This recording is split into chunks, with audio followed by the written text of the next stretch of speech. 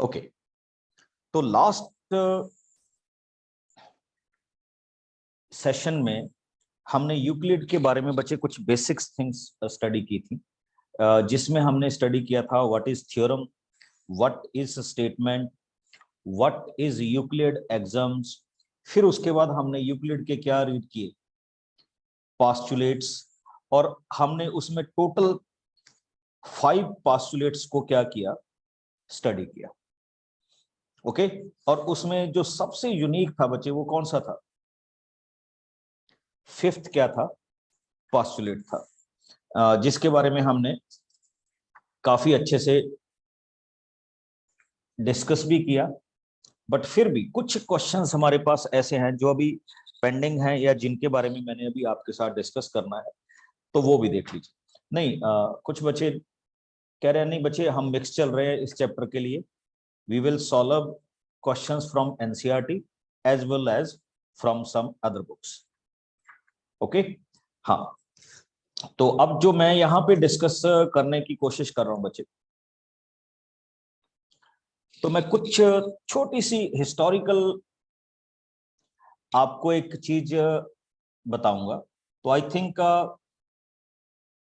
आप इसको नोट करेंगे। यूक्लिड की जो फेमस बुक है बच्चे, the name of that book is the elements. क्या है, एलिमेंट। बेसिकली ये ओरिजिनली किस में लिखी गई थी, इस लैंग्वेज में लिखी।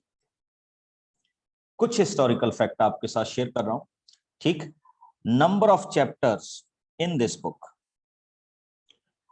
टोटल नंबर ऑफ चैप्टर्स इस बुक में कितने थे, 13, जब हमने इसमें डिस्कस किया। नंबर ऑफ प्रोपोजिशंस,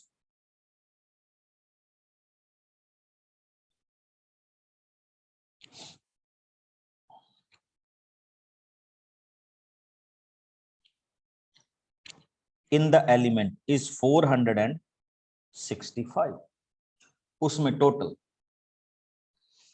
अब कुछ और हमने पाइथागोरस थ्योरम के बारे में स्टडी किया बच्चे, बहुत स्टडी किया है।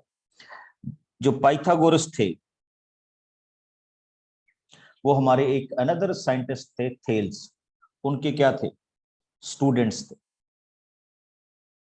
Okay, Pythagoras is the student of Thales. Okay, अब देखिए, और जो थेल्स थे वो भी ग्रीस को बिलोंग करते थे, और ये यूक्लिड थे वो भी किसको बिलोंग करते थे, ग्रीस को बिलोंग करते। तो ये हमारे पास क्या है, कुछ फॉर्मेशन है। अब मैंने आपको कहा था बच्चे अबाउट एग्जाम्स, जो हमने लास्ट क्लास में डिस्कस किया था कि व्हाट इज एग्जाम्स। तो आप सबको याद होगा जब हम एग्जाम के बारे में डिस्कस कर रहे थे, तो एग्जाम में हमने ये डिस्कस किया था कि द स्टेटमेंट और sentence which need not to be proved, हम उसके रिजल्ट को एज इट इज ही क्या ले लेते, ट्रू मान लेते हैं। ठीक, कि ये हमारे पास क्या रहेगा, ट्रू रहेगा, और अगर ट्रू रहेगा तो हम उसको डेफिनेटली एज इट इज लेते हैं। अब आज मैं कुछ उसी तरह के और आपके साथ फॉर्मेशन रख रहा हूं बच्चे, देखिएगा। जैसे एक है हमारे पास प्ले फेयर एग्जाम।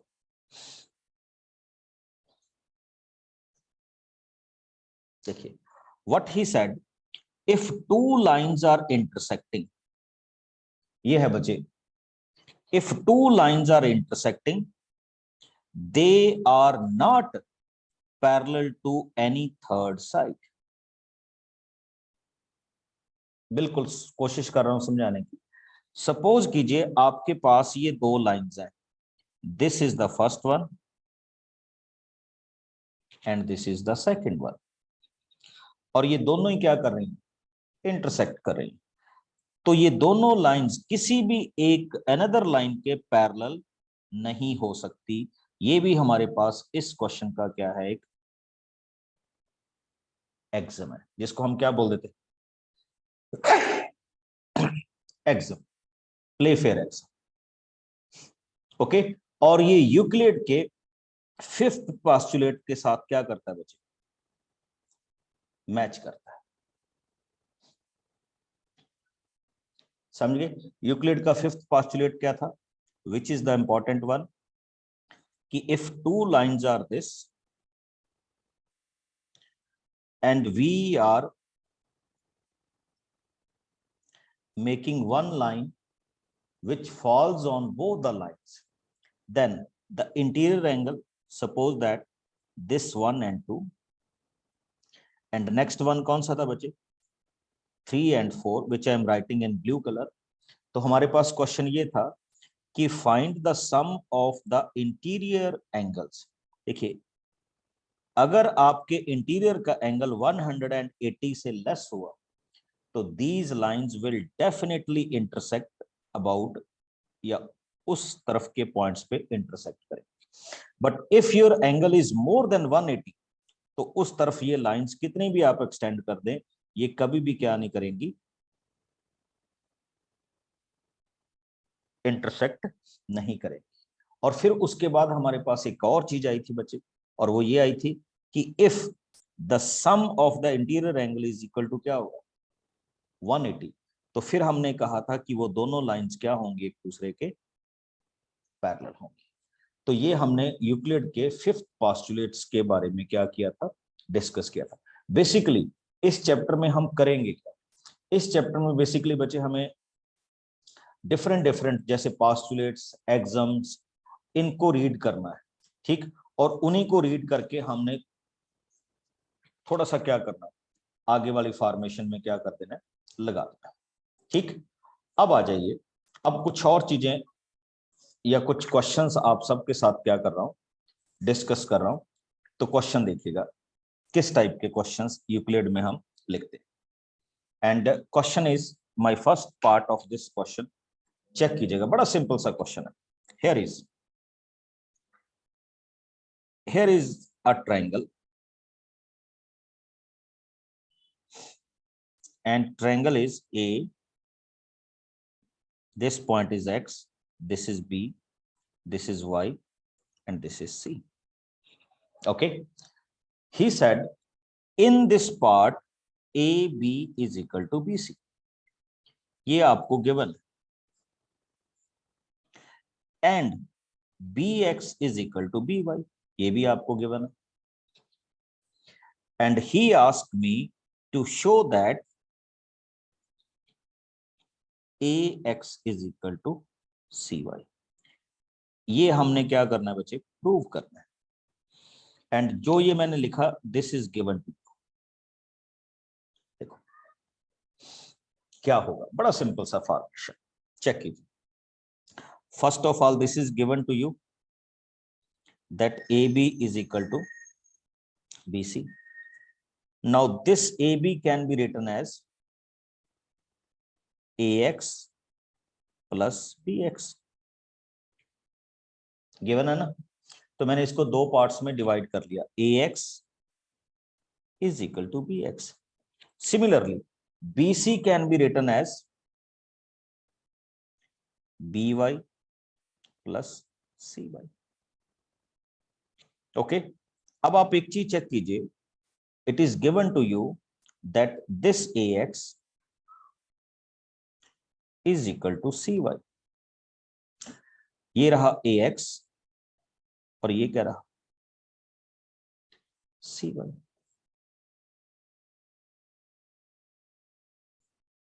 हाँ, बट हमने उस पोस्टुलेट्स के अकॉर्डिंग जाना है बच्चे, तो पोस्टुलेट्स के अकॉर्डिंग जाएंगे तो आप कैंसिल भी कर सकते हैं, बट आप इसको ऐसे लिखिए, AX plus BX is equal to BY, sorry ये नहीं था जो मैंने अभी स्टेटमेंट दी, आपको ये गिवन था बच्चे, दोबारा से देखिएगा, मैं थोड़ा सा गलत बोल गया, that is given to you, ये गिवन था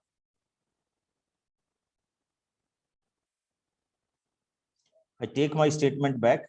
आपको बच्चे ये गिवन था कि B X is equal to B Y, तो आप क्या लिखेंगे, A X plus B X is equal to B Y plus C Y. Now subtracting B X from both sides, मैंने इस साइड से भी बी एक्स सब्ट्रैक्ट कर दिया, इस साइड से भी बी एक्स सब्ट्रैक्ट कर दिया। ओके, तो यू विल सी दैट अब आपको क्लियरली इसमें मिल रहा होगा बच्चे, bx and bx cancelled because bx is equal to by, तो ये by और bx फिर से कैंसिल हो बिकॉज बोथ आर इक्वल। तो अब आप क्या लिख सकते हैं, ax is equal to cy, जिसको हम यहां से प्रूव करना चाहते थे, pt मींस प्रूव दैट। हालांकि क्वेश्चन तो बहुत इजी है, but how we can write with the help of Euclid theorem. अब इसी तरह के क्वेश्चन है, छोटे छोटे से क्वेश्चन। अब जैसे देखिए next one, he said this is the diagram, A B and these are the points P C and Q. और आप बच्चे चेक करेंगे,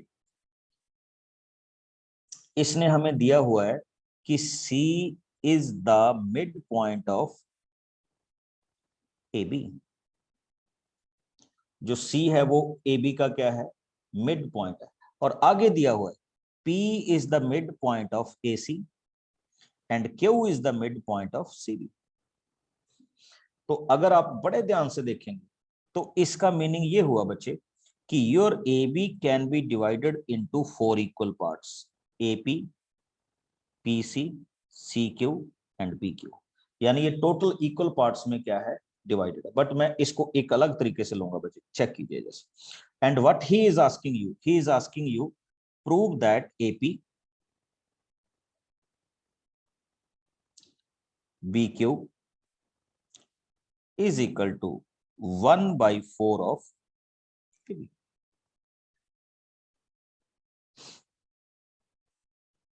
ओके, तो चलिए हम उसको चलते हैं। तो it is given to you, अब क्वेश्चन को थोड़ा सा इस तरफ से देखिए, A C is equal to half of A B.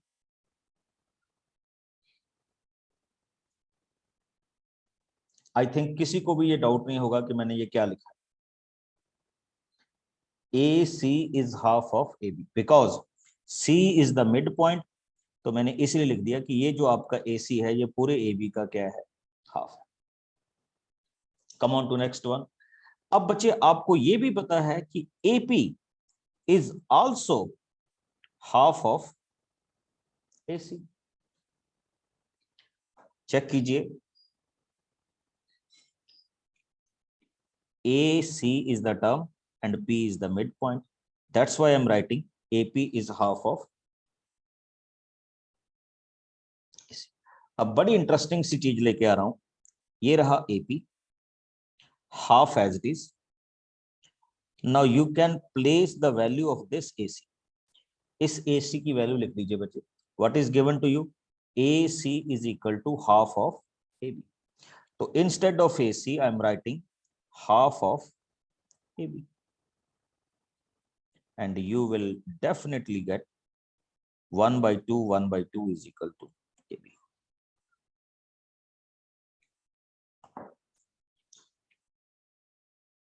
AP is 1/4 of A. By this way you can prove this question. ये हमारे पास एक सिंपल सा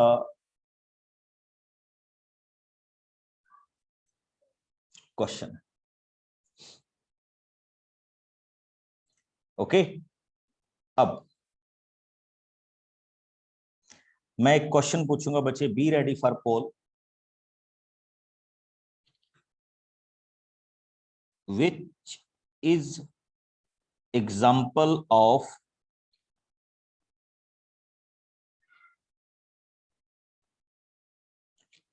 ज्योमेट्रिकल लाइन हमें बताना है इसमें से कौन सा ज्योमेट्रिकल लाइन का एग्जांपल है। First one black board, option B sheet of paper,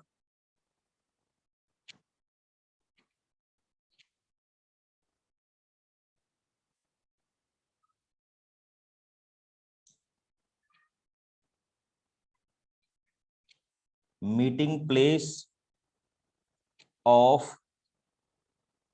two walls, D tip of sharp pencil। तो आपको बताना है कि कौन सा ज्योमेट्रिकल लाइन का क्या है एग्जांपल है। And here is the poll, fill your option in the pole.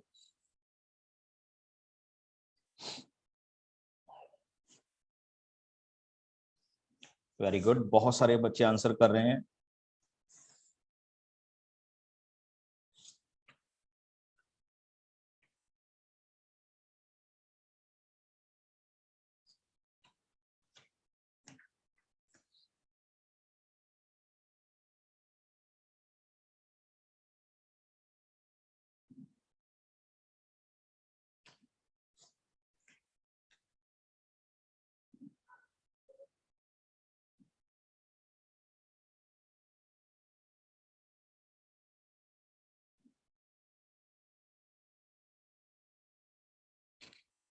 Okay, check your answer.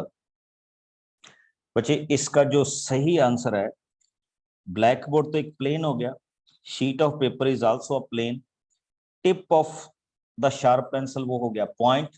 तो जहां पे आपकी दो दीवार मिलती हैं, जैसे आपके रूम का कॉर्नर पॉइंट देखिए, तो वो बिल्कुल क्या जाएगी, स्ट्रेट लाइन जाएगी। तो इसका जो एग्जैक्ट आंसर आएगा वो क्या आएगा, option C.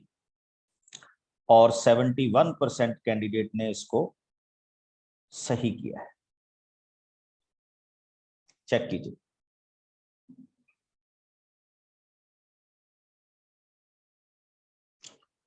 Okay, now if you go through your exercise of NCERT, तो आपके पास बच्चे एक क्वेश्चन आता है, और बड़ा अच्छा क्वेश्चन है। And he is asking you, does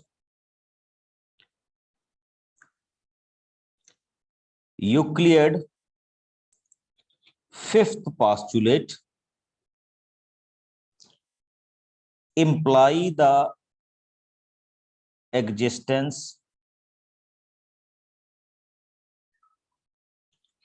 of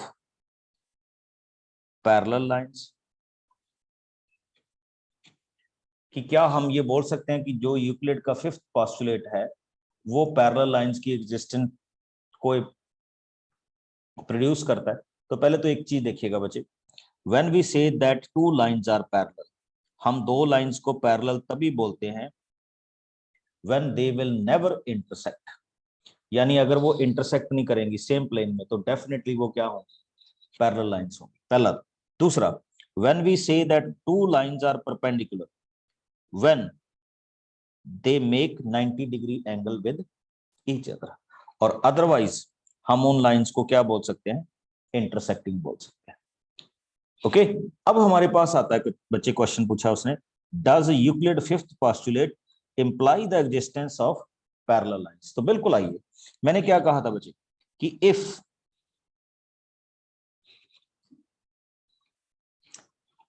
देखिए हमने कहा था कि if the sum of the interior angle is less than 180, तो हम इसको जब एक्सटेंड करेंगे तो ये will definitely intersect at some point. But if your angle is more than sum of interior angle is more than 180, तो वो कहीं पे भी क्या नहीं करेंगी, इंटरसेक्ट नहीं करेंगी। ये तो हमने डिफाइन कर दिया था। अब मेरे पास दूसरा क्वेश्चन आता है बच्चे, ऐसा तो नहीं होगा कि इनका सम लेस है तो इनका सम क्या है, ग्रेटर है, बट कुछ लाइंस ऐसी भी होंगी जिनके इंटीरियर एंगल का सम क्या होगा,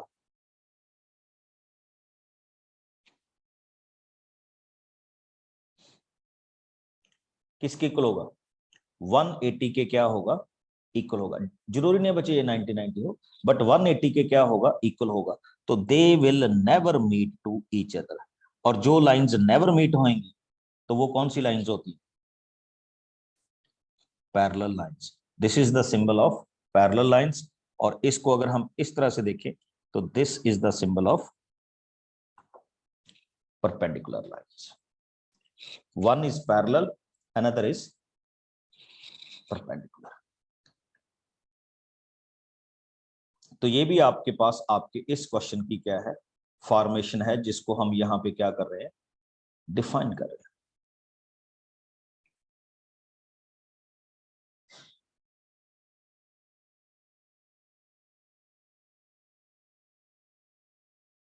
चेक करे हो ना? Okay, come on to next one. ये मैंने आपकी बुक में से लिया था बच्चे, एनसीईआरटी में से, तो इसलिए इस क्वेश्चन को हमने इस तरह से क्या किया, राइट अप किया. अब और आइए question.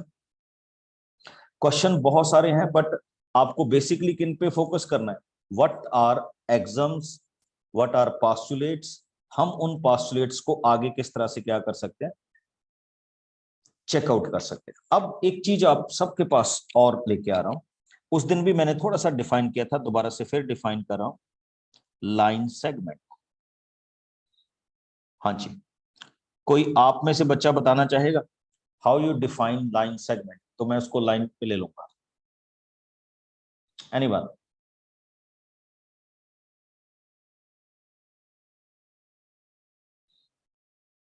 Video on, then we take you online.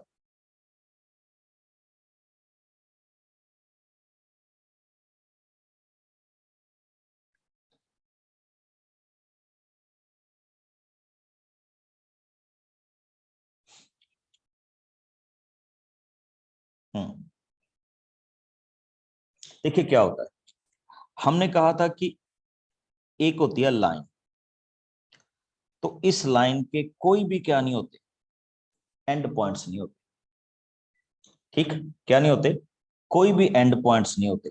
But if we take a line with end points, suppose कीजिए ये हुआ ए एंड बी, तो हम इसको क्या बोलते हैं, लाइन सेगमेंट से डिफाइन करते हैं. तो this one is known as line segment. ठीक,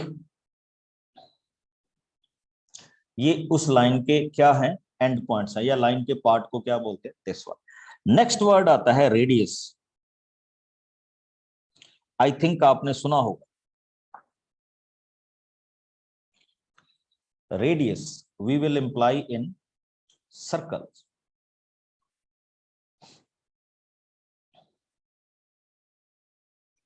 हाँ, क्या होता है radius?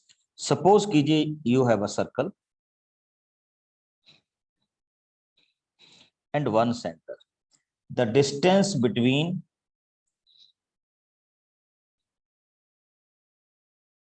Any point on circle and centre. तो इन सब को हम क्या बोलते हैं, रेडियस बोलते हैं. They all are equal. और आप इसको एक और तरीके से भी ले सकते हैं बच्चे, very good, half of the diameter. क्या डिफाइन करते हैं हम इसको, हाफ ऑफ द डायमीटर, यानी डायमीटर के हाफ को हम क्या बोलते हैं,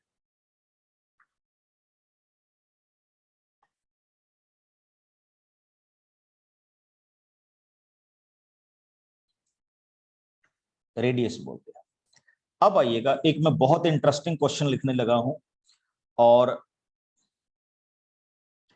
चेक कीजिएगा. ये आपके पास एक लाइन है,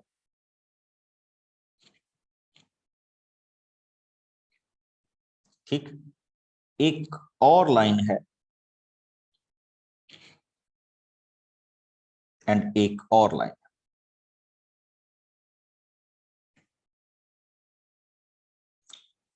आई am joining this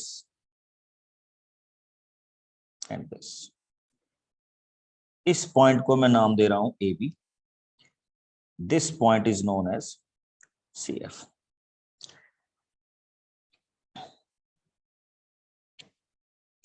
ji E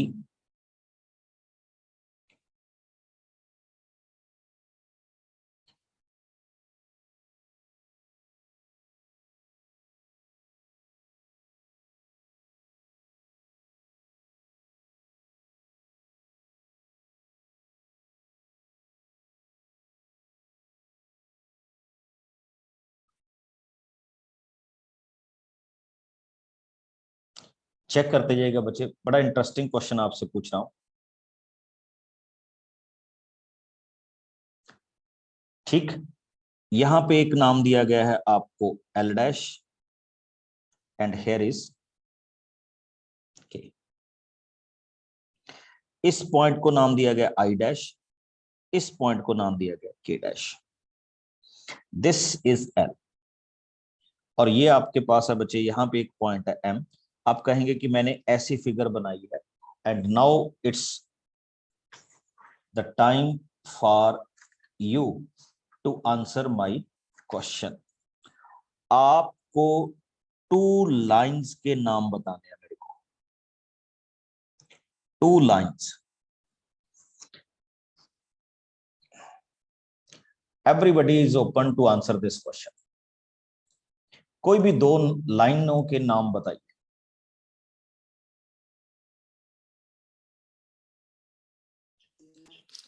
sir CDEF। CD and EF। नहीं बच्चे। MN yes and L-K। Yes. देखो ये जो है, एक तो ये लाइन है L डैश के, और एक कौन सी लाइन है MN, और एक और लाइन है जैसे मैंने ये लिखा K डैश एंड L। तो ये 3 लाइंस है। ठीक, अच्छा अब ये जो मैंने लिखे थे बच्चे ऐसे, अब आ रहा हूं। तो now you will tell me next question 5 points.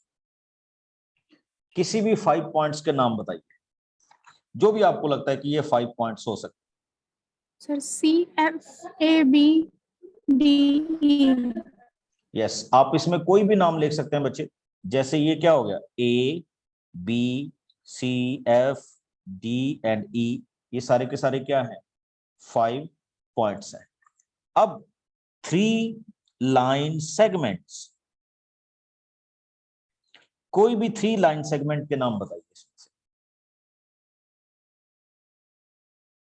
Any 3 line sir AB।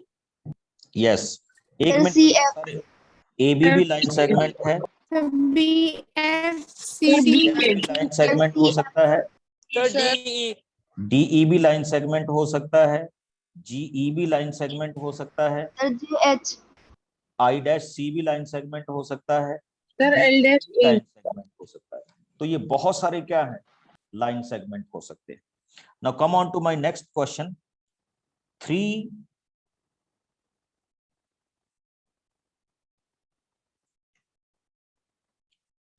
Collinear points. हाँ जी, एनीबॉडी? 3 collinear points. अच्छा, सबको पता है what are collinear points? The points which are lie on a straight line. LF sir MJDH।